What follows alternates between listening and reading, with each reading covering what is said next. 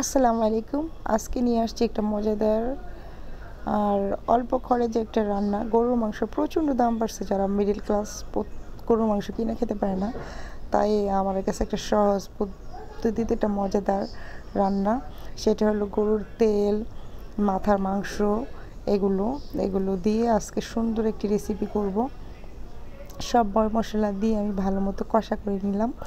তেল বেশি থাকবে, এটা অনেক ভালো লাগে গরম গরম ভাত দিয়ে।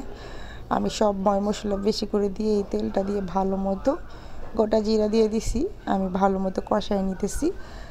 আর আমি ঢেকে দিলাম। এখন হয়ে গেছে আমার এই রান্না। এরকমভাবে এই তেলগুলা খেতে খুব সুস্বাদু লাগে। গ্রাম এক দেখো, গরম গরম ভাত দিয়ে খেয়ে নাও, পাঠাবে না শুধু এইভাবেই।